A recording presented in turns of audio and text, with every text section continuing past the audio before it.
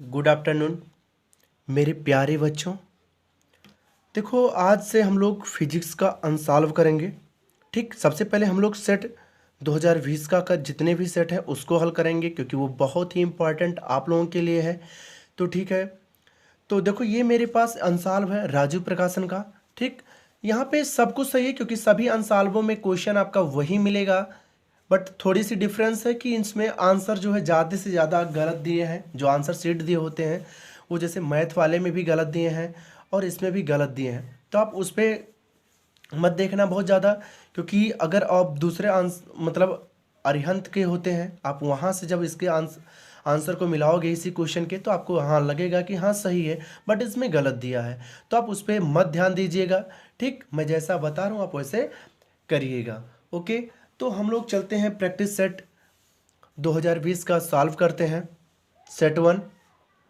अब देखो, यदि आप लोगों को वीडियो पसंद आए तो लाइक सब्सक्राइब और शेयर ज़रूर करें ज़्यादा से ज़्यादा, और आप लोग वीडियो को पूरा देखें, जिससे आपकी लाइफ बनने वाली है। 1 महीने की बात है, आप लोग 1 महीना मेहनत से पढ़ लो। चलिए देखते हैं। देखो हमारे सामने है, सबसे पहले यहाँ पे देखो सेट 1 है। सेट 1 2020 का 824 एनजे है। ठीक है, आप एनजे भी ध्यान रखना, नहीं तो आप ढूंढोगे कहाँ पाओगे। तो ये एनजे है, सेट 1 है। ठीक, क्योंकि और लोगों में और अरिहंत है और सबके हैं, उसमें क्या होता है प्रैक्टिस सेट जिसका एक है उसमें 2 दे देते हैं, लेकिन आप इस कोड से ढूंढोगे तो सही रहेगा। ठीक, अब हम चलते हैं इसके सवालों को हल करते हैं, देखते हैं। अब देखो आपके सामने इसका पहला सवाल है कि किसी दर्पण के सामने, कह रहा बाबू, किसी दर्पण के सामने किसी वस्तु को रखने पर उसका प्रतिबिंब वास्तविक उल्टा व आकार में छोटा बनेगा। तो हम सभी जानते हैं कि जो मेरा अवतल दर्पण होता है, अवतल दर्पण के सामने जब हम लोग वस्तु को रखते हैं तो उसका सबसे पहले ये सोचो कि वहाँ उसके जो प्रतिबिंब होते हैं लगभग उल्टे ही बनते हैं। तो उल्टे के नाम से ही आपको पता चल जाना चाहिए कि जो दर्पण होगा ये अवतल दर्पण होगा। ठीक, एक ही कंडीशन में सीधा बनता है। ओके, लेकिन वस्तु क्या होगी जब बहुत छोटी होती है और वो भी फोकस और ध्रुव के बीच में रखी होती है तो आभासी बनता है और वस्तु से बड़ा बनता है और सीधा बनता है। लेकिन क्या होता है, हर कंडीशन में हमेशा क्या होती है, वास्तविक बनता है। और वस्तु से छोटा या बड़ा नहीं कह सकते हो, लेकिन ये कह सकते हो कि उल्टा बनता है। ठीक, तो ये कौन सा दर्पण होगा बाबू, आपका अवतल दर्पण होगा। ठीक, ये वाला ऑप्शन आपका, दूसरा वाला ऑप्शन आपका ये सही है। ओके, ये ऑप्शन आपका सही है। अब हम लोग चलते हैं इसके अगले क्वेश्चन में। कह रहा है बाबू मेरे कि एक लेंस के सामने रखी किसी वस्तु, एक लेंस के सामने रखी किसी वस्तु का प्रतिबिंब उसी लेंस से वस्तु की अपेक्षा 3 गुनी दूरी पर बनता है, तो प्रतिबिंब का आवर्धन ज्ञात कीजिए। तो प्रतिबिंब का आवर्धन भी क्या होगा बाबू, 3 गुना ही होगा। ओके, अब देखो कह रहा था किसी परिपथ में, अगला क्वेश्चन देख लेते हैं हम लोग। अगला क्वेश्चन जैसे कह रहा है, 1 मिनट, तो देख लेते हैं हम लोग। अब देखो अगला क्वेश्चन कह रहा है कि किसी विद्युत परिपथ में बहने वाली विद्युत धारा का मात्रक क्या होता है। तो हम लोग सभी जानते हैं कि जो विद्युत धारा होता है उसका मात्रक क्या होता है, एम्पियर होता है, क्योंकि धारा को हम लोग किस में मापते हैं, एम्पियर में मापते हैं बाबू मेरे। तो इसका एम्पियर हो जाएगा, इसका मैंने बताया 3 हो जाएगा। अब देखो कह रहा था कि परिवर्तनशील, अगला देखो क्या करे बाबू, कह रहा कि परिवर्तनशील चुंबकीय क्षेत्र के कारण किसी चालक में उत्पन्न प्रेरित वैद्युत धारा की दिशा का आकलन निम्नलिखित निम्न से किया जाता है। देखो कहने का मतलब, ध्यान से आप लोग समझो, परिवर्तनशील चुंबक का मतलब क्या होता है, चुंबक को परिवर्तित किया जाता है बार बार, उसकी दिशा को, उसके क्षेत्र को हमेशा क्या किया जाता है, परिवर्तित किया जाता है। परिवर्तित करने से हमने आप लोग पढ़े भी होंगे कि जो विद्युत जनित्र होते हैं, विद्युत मोटर होते हैं, तो उसमें क्या होता है जब प्रवाहित करते तो उसके बीच में एक आर्मेचर लगा होता है, तो उसमें क्या होती है, धारा प्रवाहित होती है।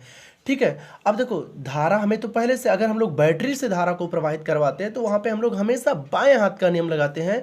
लेकिन जहाँ पे हम लोग क्या करेंगे, धारा को बैटरी से नहीं प्रवाहित करेंगे, वहाँ पे हमेशा किस नियम का प्रयोग करेंगे, तो वहाँ पे हम लोग फ्लेमिंग के दाएं हस्त का नियम का प्रयोग करेंगे। तो ये जो आंसर होगा आपका फ्लेमिंग के दाएं हस्त के नियम से। यदि आपको धारा नहीं पता है, धारा की दिशा बतानी है, ठीक है, मतलब बिना बैटरी के जोड़े, क्योंकि बैटरी जोड़ोगे तो धारा की दिशा पता चल जाती है, लेकिन जब तक हम बैटरी नहीं जोड़ते धारा की दिशा नहीं चलती है। तो इस स्थिति में हम लोग क्या करते हैं, फ्लेमिंग के दाएं हाथ के नियम से हम लोग क्या करते हैं, धारा की दिशा को बता देते हैं। ओके, अब देखो हम लोग चलते हैं आगे। आगे आपका क्वेश्चन है दूसरे का देखते हैं दूसरे का देखो दूसरे का क्या कहेगा बाबू कि एक पारदर्शी कांच से बने घनाकार गुटके जिसकी प्रत्येक भुजा 4 सेंटीमीटर है को तली पर एक स्थित काले बिंदु की आभासी गहराई की गणना कीजिए, जबकि कांच का अपवर्तनांक 1.6 है।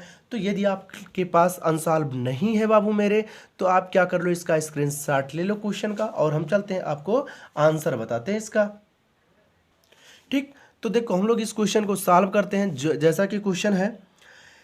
तो देखो हमने ये जैसे गुटका हो कुछ भी हो कोई दिक्कत नहीं है, तो हम इसका एक फार्मूला है बाबू होता है कि n, ठीक, ये फार्मूला होता है इसका एक कि n इक्वल टू होता है आपका वास्तविक गहराई।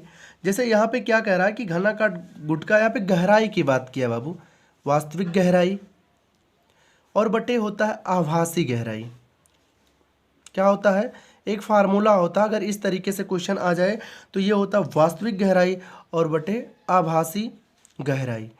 ठीक, ये आपका एक फार्मूला होता है। देखो यन क्या होता है बाबू मेरे यहाँ पे, यन आपका क्या होता है, अपवर्तनांक होता है। यन क्या होता है, अपवर्तनांक होता है।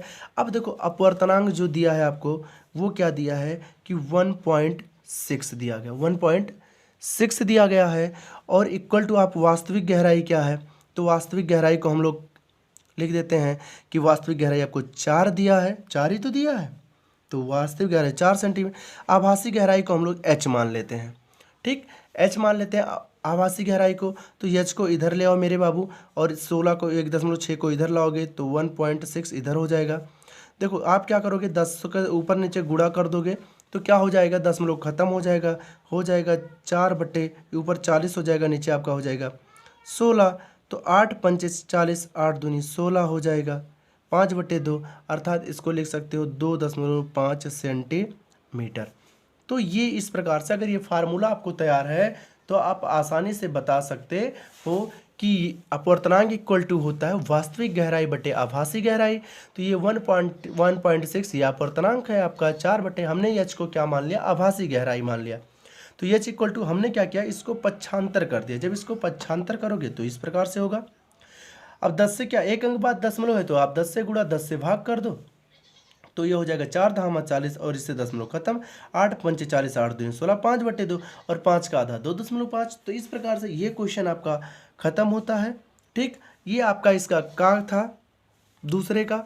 ठीक, ये दूसरे का था। अब हम लोग दूसरे का खा नंबर देखते हैं। ठीक, तो इससे पहले मैं आपको क्वेश्चन दिखा दूं, फिर हम लोग इसके खा नंबर को देखते हैं। ओके, चलिए मेरे प्यारे बच्चों, देखो अगला क्वेश्चन जो आपसे कह रहा है कि एक उत्तल लेंस की फोकस दूरी 20 सेंटीमीटर है, तो इसकी क्षमता की गणना कीजिए। शायद ये कट चुका है बाबू मेरे, लेकिन अब है, मैं बता देता हूँ कि आप समझे रहोगे तो आपकी लाइफ के लिए सही होगा। तो देखो आप सवाल स्क्रीनशॉट हमेशा ले लिया करो।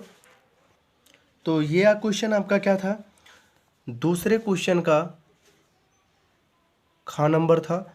अब देखो इसमें क्या कह रहा है मेरे बाबू, तो 20, देखो F बराबर दिया है 20 सेंटीमीटर। ठीक, और हम जानते हैं कि जो P होता है वो क्षमता, मतलब P जो होता है वो क्या होता है 1/F होता है, और ये किस में होता है, हमेशा मीटर में होता है। ओके, तो ये P इक्वल टू क्या हो जाएगा आपका 1/, और ये 20 है, और बटे क्या करो मीटर में बदलने के लिए 100, ये 100 ऊपर चला जाएगा, हो जाएगा 20 पंचे 100, और ये आपका हो जाएगा +5 डायोप्टर। क्या हो जाएगा, +5 डायोप्टर। ओके, तो इस प्रकार से देखो कितना ही सरल क्वेश्चन था, आ गया तुरंत। ओके, अब हम लोग देखते हैं अगला क्वेश्चन जो कि आपके सामने है मेरे प्यारे बच्चों। अगला सवाल कह रहा है कि एक विद्युत परिपथ में किसी चालक में बहने वाली विद्युत धारा का मान 10 एम्पियर है, प्रति सेकंड इसमें बहने वाली इलेक्ट्रॉनों की संख्या की गणना कीजिए यदि इलेक्ट्रॉन पे आवेश 1.6 × 10⁻⁻19 कूलाम है। तो देखो ध्यान से देखना, देखो मेरे बाबू, जैसा कि दिया गया है यहाँ पे इलेक्ट्रॉन पर आवेश भी दिया है और कह रहा है कि प्रति सेकंड 10 एम्पियर की धारा। मतलब जो आपको दिया है वो आई बराबर दिया है कि 10 एम्पियर। आई बराबर क्या दिया है? 10 एम्पियर दिया है। प्रति सेकंड का मतलब क्या होता है? जो आपका टी है, जो आपका टी होता है वो दिया है 1 सेकंड। ठीक है, प्रति सेकंड का मतलब होता है 1 सेकंड, तो आपको टी भी दिया है 1 सेकंड मेरे बाबू। अब देखो हम लोग एक फार्मूला जानते हैं क्यू बराबर यानी, लेकिन इससे पहले हमें क्यू ज्ञात करना होता है। क्यू बराबर क्या होता है मेरे बाबू? आई टी होता है। क्यू बराबर आई टी, तो क्यू बराबर हम निकाल लेते हैं 10 गुणे 1 का मतलब क्यू बराबर 10। ठीक, कूलाम हो गया। अब देखो हम लोग यहाँ से निकाल लेते हैं कि जो होता है फार्मूला दूसरा होता है क्यू बराबर एन ही होता है। क्यू बराबर एन ही होता है। हमें निकालना है एन, तो एन इक्वल टू हो जाएगा क्यू अपान ई हो जाएगा। और क्यू पता है 10 है और इलेक्ट्रॉन पर आवेश 1.6 इंटू 10⁻⁻19 है। तो मेरे बाबू देखो, अगर यहाँ पे क्या करोगे 10 ऐसे रहने दो और बटे 1.6 और इसको ऊपर ले जाओगे तो गुणे 10⁻+ में हो जाएगा। अब देखो इसे दशमलव को हटा दो आप, तो ये हो जाएगा ऊपर 100 हो जाएगा, नीचे 16 हो जाएगा, क्योंकि अगर एक दशमलव हटाते हो तो एक जीरो ऊपर बढ़ जाता है।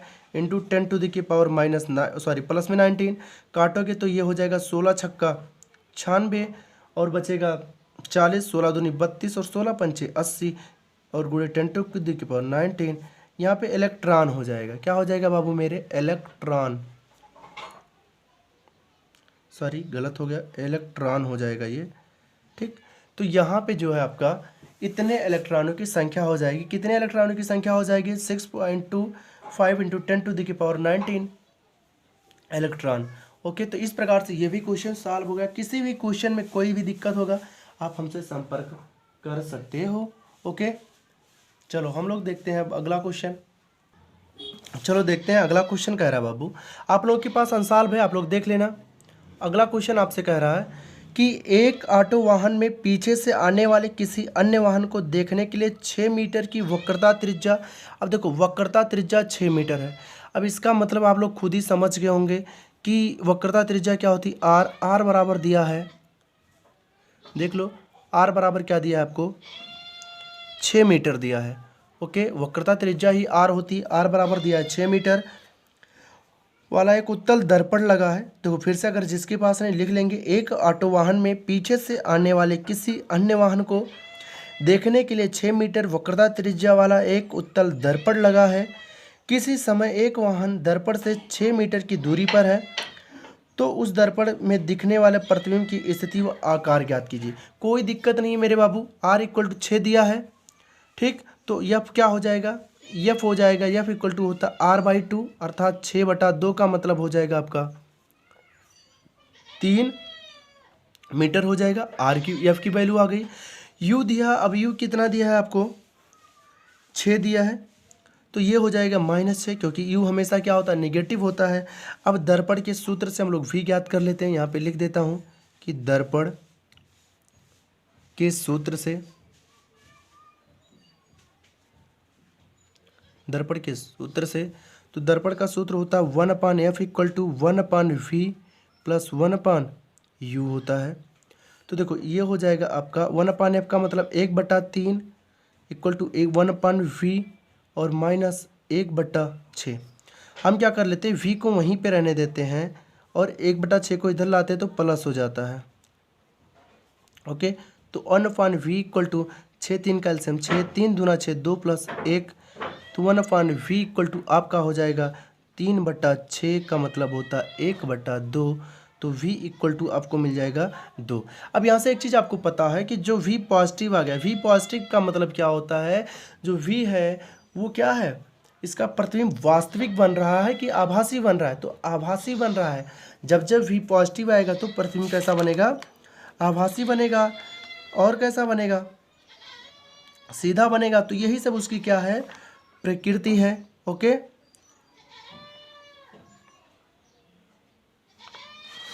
तो ये भी क्वेश्चन आपका हो गया कि आभासी बनेगा और वस्तु से क्या बनेगा? छोटा बनेगा। हाँ, ये क्या होगा, वस्तु से छोटा बनेगा, आभासी बनेगा और सीधा बनेगा। तो ये भी क्वेश्चन आपका सॉल्व हो गया और बाकी इतना ही सॉल्व करना था। तो देखो पूरा क्वेश्चन आपको दिख रहा होगा, आप लोग स्क्रीनशॉट ले लेना। यहाँ पे मैं लिख दे रहा हूँ कि जो वस्तु की प्रकृति है, क्या बताना था मुझे कि आप लोग वस्तु की प्रकृति बताइए, प्रतिबिंब की स्थिति व आकार की गणना कीजिए। तो प्रतिबिंब की स्थिति क्या होगी, आभासी होगा, आभासी होगा, ठीक, और छोटा होगा और सीधा होगा। तो यही क्या उसकी प्रकृति है, आभासी, सीधा और वस्तु से छोटा होगा। तो इस प्रकार से ये भी क्वेश्चन सॉल्व हुआ। अब इसमें एक अथवा करके क्वेश्चन दिया है, उसको हम लोग देख लेते हैं। अगला क्वेश्चन कह रहा है कि निकट दृष्टि दोष से पीड़ित एक व्यक्ति अधिक से अधिक 10 मीटर की दूरी तक ही देख सकता है। सही दृष्टि के लिए लेंस की प्रकृति, फोकस दूरी व क्षमता की गणना कीजिए। तो देखो ये तो आपके सिलेबस से कट चुका है, लेकिन मैं बता देता हूँ कि कैसे ये लगेगा। ओके, तो आपके क्वेश्चन में दिया गया है कि निकट दृष्टि दोष से पीड़ित एक व्यक्ति अधिक से अधिक 10 मीटर की दूरी तक देख सकता है। मतलब जो उसका प्रतिबिंब यदि 10 सेंटीमीटर की दूरी पर बनेगा तो स्पष्ट रूप से देख सकता है। तो देखो इससे एक चीज़ ये निश्चित है, पहले तो निकट दृष्टि दोष, तो निकट दृष्टि दोष में अवतल लेंस लगता है। तो यहाँ पे V क्या होगा आपका, निगेटिव होगा। तो V क्या हो जाएगा आपका, निगेटिव हो जाएगा। ओके, तो यहाँ से आपको हो गया V इक्वल टू आपका हो गया 10 मीटर दिया है, तो V इक्वल टू हो गया आपका -10 मीटर। ठीक, अब देखो यहाँ पे V हो गया। अब देखो U क्या होगा आपका, U जो होगा वो माइनस इनफाइनाइट कह सकते हो, क्योंकि अनंत तक जाएगा। कहाँ तक वस्तु रखी है उससे उसे मतलब नहीं है, मतलब है कि वो 10 मीटर तक ही देख पाएगा। तो U आपका इनफाइनाइट हो जाएगा। F ज्ञात कर लेते हैं। ठीक, तो ये लेंस है बाबू। अब आप लोग जानते हो कि लेंस के सूत्र से,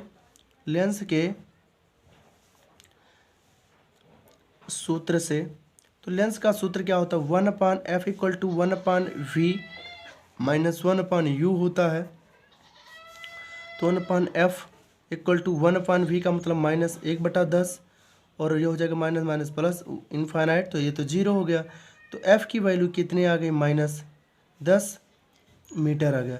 अब ये आपको दिखाता है, ऋणात्मक चिन्ह ये दिखाता है कि जो यहाँ पे चश्मा लगेगा या उसके निवारण के लिए जो भी लगेगा वो क्या लगेगा, अवतल लेंस ही लगेगा। तो इसकी प्रकृति आपकी यही होगी। वैसे ये आपके सिलेबस से कट चुका है, तो इस पर बहुत ज़्यादा टेंशन लेने की आपको आवश्यकता नहीं है। ओके, अब हम लोग चलते हैं अगले क्वेश्चन पे।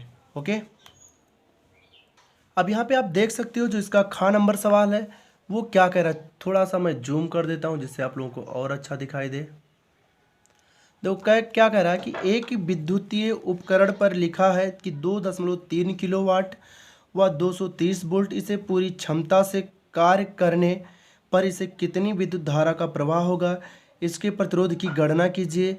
यह भी गणना कीजिए कि यदि इसमें 10 घंटे तक कार्य करने दिया जाए तो इसमें कितने किलोवाट घंटा की विद्युत ऊर्जा व्यय होगी। तो हमें धारा बतानी है, प्रतिरोध बताना है और 10 घंटे कार्य करने पर विद्युत ऊर्जा का व्यय बताना है। तो ठीक है, हम लोग बताते हैं।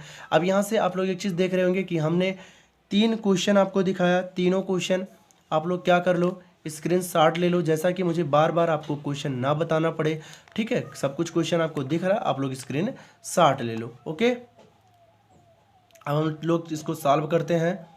ओके, ठीक है मेरे बाबू। देखो दिया है P इक्वल टू क्या दिया है, P इक्वल टू दिया है कि 230 वाट। कितना दिया है, सॉरी 2.3 किलोवाट दिया है, 2.3 किलोवाट दिया है। और इसके बाद V इक्वल टू दिया है 230 वोल्ट दिया है, 230 वोल्ट दिया है। तो इसमें कह रहा है कि तो इसे पूरी क्षमता से कार्य करने पर इसमें कितनी विद्युत धारा का प्रवाह होगा। तो हमें निकालना है कितनी विद्युत धारा का क्या होगा, प्रवाह होगा। तो सबसे पहले हम लोग विद्युत धारा ही निकाल लेते हैं। ओके, ठीक। अब देखो मुझे क्या ज्ञात करना मेरे बाबू, आई ज्ञात करना। अब हम लोग PVI का संबंध जानते हैं कि P इक्वल टू क्या होता है, VI। हमें आई निकालना, तो आई इक्वल टू आपका हो जाएगा P अपान क्या हो जाएगा, V। अब हल कर लेते हैं। देखो P की वैल्यू आपको पता है 2.3 किलोवाट। इसको सबसे पहले हम लोग क्या बनाते हैं, वाट में बना लेते हैं। तो 1000 से क्या गुणा करना पड़ेगा और बटे 230। अब देखो एक जीरो से जीरो कैंसिल। अब देखो इस जीरो से दशमलव खत्म होगा और 23 से क्या हो जाएगा 23, मतलब ये दशमलव एक आ जाएगा। और ये 100 से जब दशमलव एक में गुणा करोगे तो आई इक्वल टू आपको मिल जाएगा बाबू मेरे 10 एम्पियर मिल जाएगा, क्योंकि एक जीरो से वो सिर्फ दशमलव आपका ख़त्म हो जाएगा।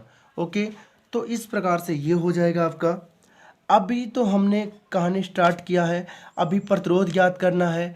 अब देखो ओम के नियम से भी आप प्रतिरोध ज्ञात कर सकते हो, या एक तरीका और होता है प्रतिरोध ज्ञात करने का। तो ये हम लोग क्या करेंगे, ओम के नियम से निकाल लेंगे कि ओम के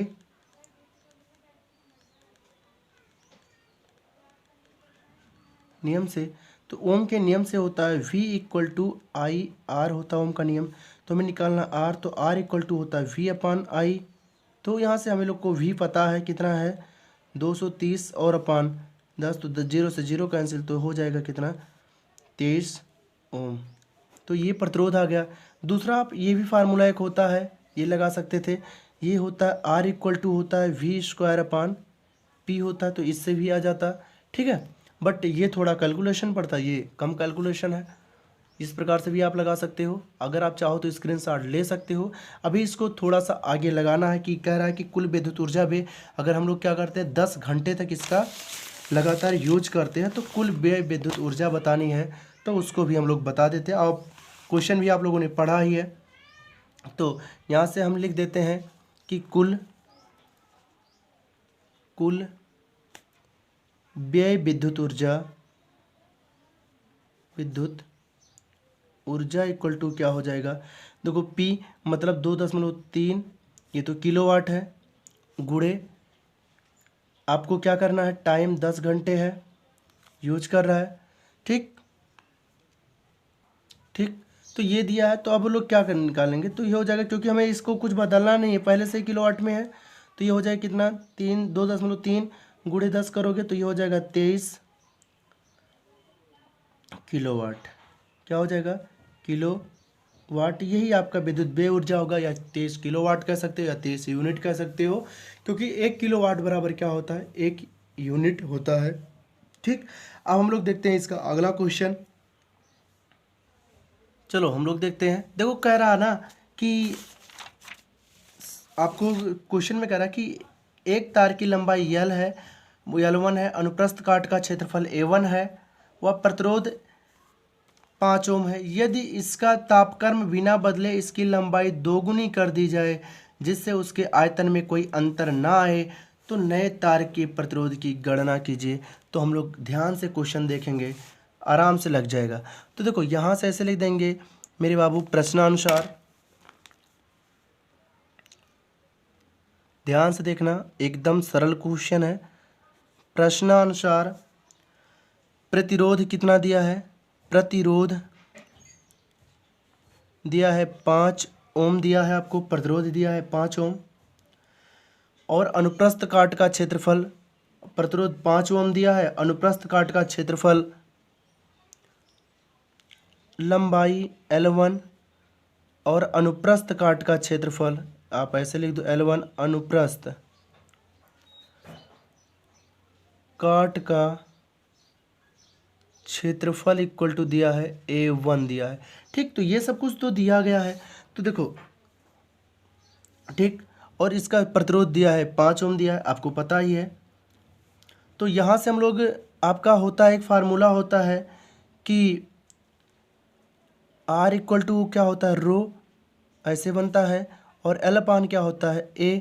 तो यहाँ से आपको हो जाएगा कि R equal to rho L1 upon A1 हो जाएगा, और जिसकी वैल्यू क्या दिया है, R की वैल्यू कितना दिया है 5 ओम, तो यहाँ से हो जाएगा R L1 upon A1 equal to 5 ohm. ये दिया गया है, हम लोग इसको समीकरण 1 मान लेते हैं। ओके, अब देखो कह रहा है कि तार को खींचकर लंबाई दोगुना करने पर, तो तार को खींचकर लंबाई दोगुना करने पर तो L बराबर क्या हो जाएगा 2L1, पहले L1 था, अब क्या हो जाएगा 2L1। ठीक है, अगर आप खींचोगे तो आपका जो इसमें प्रतिच्छेद का क्षेत्रफल होता है, मतलब जो अनुप्रस्थ काट का क्षेत्रफल होता है, तब अनुप्रस्थ काट का जो क्षेत्रफल होगा वो क्या हो जाता है, उसका आधा हो जाता। अनुप्रस्थ काट का क्षेत्रफल क्या हो जाएगा, A1/2। मतलब अब A इक्वल टू हो जाएगा A1/2 हो जाएगा। तो निकाल लो। अब यहाँ से हम लोग निकालते हैं कि देखो ये मान लेते हैं R1 था, अब हम लोग इसको R2 दे देते हैं, तो ये क्या हो जाएगा रो L/A। अब देखो यहाँ से आपको पता है मेरे बाबू, रो तो वैसे ही है और L की वैल्यू क्या है, 2L1 है, तो 2 को बाहर निकाल लो, L1 हो गया और बटे A1/2। तो घबराने की कोई आवश्यकता नहीं। देखो R2 इक्वल टू हो जाएगा, 2 ऊपर चला जाएगा, हो जाएगा 4 रो L1/A1 हो जाएगा। अब देखो हम कहेंगे समीकरण 1 से, क्योंकि समीकरण 1 से आपको पता है इतने की वैल्यू, कितना इतने की वैल्यू वही सेम दिख रहा है, 5 ओम है। तो हम कहेंगे समीकरण 1 से, तो समीकरण 1 से आपको मिल जाएगा यहाँ से कि R2 equal to 4 × 5 equal to 20 ohm. तो आपको कितना मिल जाएगा बाबू मेरे, 20 ओम मिल जाएगा। क्योंकि यहाँ देखो यही चीज़ सेम बन गया, जो कि यहाँ पे था 5 ओम था, अब 4 पंचे 20 हो गया। ये भी क्वेश्चन आपका सॉल्व हो गया। तो क्वेश्चन नंबर हम लोग चौथे पे चलते हैं। ठीक, अब देखो हम लोग देखते हैं आपके सामने, देखो ये चित्र है और चित्र से क्या कह रहा है कि संलग्न विद्युत परिपथ में प्रतिरोध R1 बराबर R2 बराबर R3। हमने आपको सवाल दिखाया भी है, आप लोग स्क्रीनशॉट लिए भी होंगे। देखो R1 बराबर R2 बराबर R3 इक्वल टू दिया है 30 ओम। ओके, इसके बाद R4 दिया है आपको, R4 इक्वल टू दिया है 10 ओम और R5 बराबर R6 इक्वल टू दिया है 40 ओम।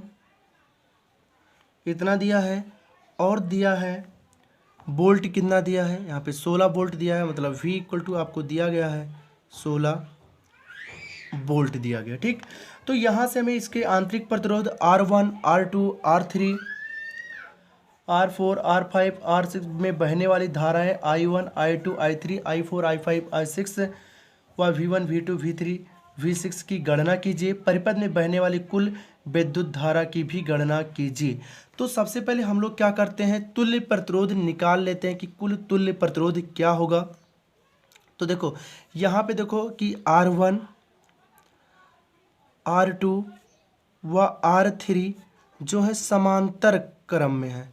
किस क्रम में, समांतर क्रम में है।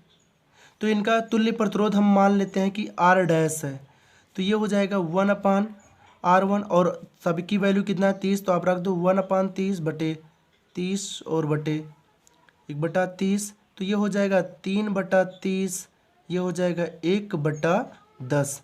मतलब जो R डैश निकल के आएगा वो निकल के आएगा कितना, 10 ओम निकल के आएगा। ओके,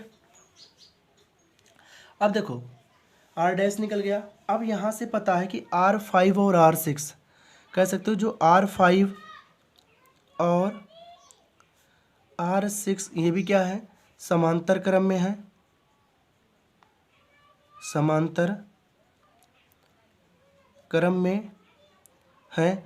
अगर ये भी क्या है, समांतर क्रम में है, तो देख लेते हैं क्या होगा।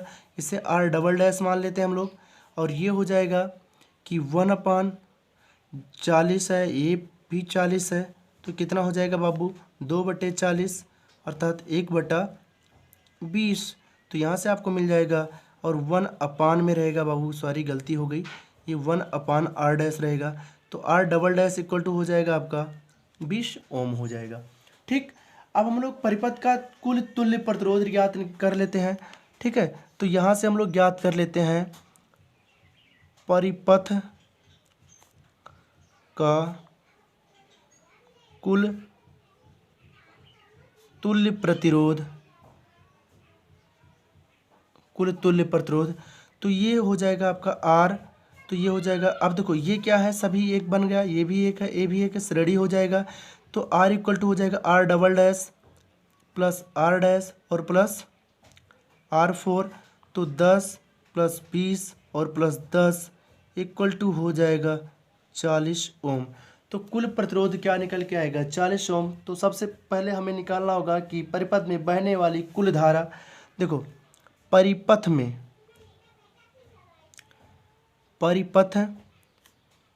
में बहने वाली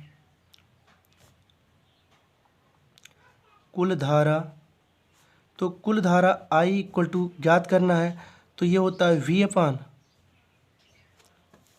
होता है।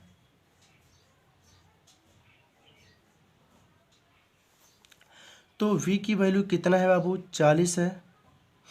V की वैल्यू कितना, 16 है, और बटे हो जाएगा 40, और ये 16 वोल्ट है, तो ये कितना हो जाएगा बाबू? 4 चौक 16, 4 धामा 40, हो जाएगा 0.4 एम्पियर हो जाएगा। ध्यान देना, 0.4 एम्पियर हो जाएगा। ओके, 0.4 एम्पियर हो जाएगा। तो इतना हो गया बाबू। आप इसका स्क्रीनशॉट ले लो पूरा अच्छे से, ठीक है। दशमलव ये लिखा है 0.04 या 0.4 सिर्फ क्या हो जाएगा? एम्पियर आपका हो जाएगा। तो आप लोग इसका स्क्रीनशॉट ले लो, क्योंकि ये तो भर चुका, आगे मैं अभी बता रहा हूँ। तो हम लोग चलते हैं आगे।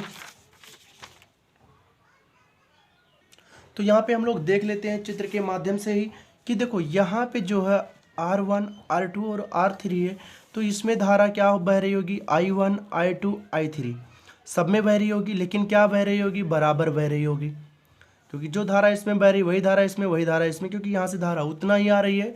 तो देखो यहाँ से जो हो जाएगा, हम मान लेते हैं जो I होगा, I1 = किसके होगा? I2 के होगा, = किसके होगा? I3 के होगा, ठीक। तो हम लोग, ठीक है, देखो यहाँ पे क्या हो जाएगा? I1 = I2 = I3। तो I1 अगर हमें ज्ञात करना होगा, तो I1 = क्या हो जाएगा? तो सबसे पहले हम लोग V ज्ञात कर लेते हैं, सब कुछ है। तो I1 = आपको यहाँ से मिल जाएगा V1। तो यहाँ पे अगर क्या है? V1 है, यहाँ पे V2 होगा, यहाँ पे V3 होगा, यहाँ पे क्या होगा? V4 होगा, यहाँ पे V5 होगा, यहाँ पे V6 होगा। तो निकाल लेते हैं। तो V1 क्या हो जाएगा? R1 हो जाएगा। अब देखो I1 क्या हो जाएगा? तो I = ये किसके बराबर होगा? I के बराबर, क्योंकि जो धारा I ही प्रवाहित हो रही है। तो I कितना प्रवाहित हो रही है? 0.4 प्रवाहित हो रही है, लेकिन कितने में? तीनों में। कितने में? तीनों में, इसलिए बटे 3 हो जाता है। और = V1/R1 कितना है? 30 है। तो ये 30, 3 धामा 30, तो V1 = ये जाएगा तो क्या हो जाएगा? 4 हट जाएगा, दशमलव हट जाएगा, हो जाएगा कितना? 4 वोल्ट हो जाएगा। ओके, अब हम लोग आगे बात करते हैं। ये तो V1 हो गया। तो देखो सब में V1, V2, V3, तो यहाँ से हो जाएगा कि V1 = V2 = V3 = आपको मिल जाएगा 4 वोल्ट मिल जाएगा। कितना मिल जाएगा? 4 वोल्ट मिल जाएगा। अब देखो आगे हम लोग देखते हैं। V1, V2, V3 हो गया। अब V4 देख लेते हैं। V4 क्या हो जाएगा? V4 हो जाएगा आपका, तो यहाँ से हम लोग निकालेंगे, तो यहाँ से V हो जाएगा, I की वैल्यू कितना है? 0.4 है, इंटू 10 करोगे, क्योंकि यहाँ पे जो इसका प्रतिरोध है वो 10 है, ठीक है। अगर 10 है तो फिर क्या हो जाएगा आपका? ये भी क्या हो जाएगा? V4 भी हो जाएगा आपका 4 वोल्ट ही होगा। इस प्रकार से हम लोग देखो यहाँ पे हो जाएगा V5 = V6 निकलेगा आपका। तो यहाँ से हो जाएगा, ये जो होगा आपका किसके बराबर होगा? I। तो देखो यहाँ से हो जाएगा इतना, ठीक।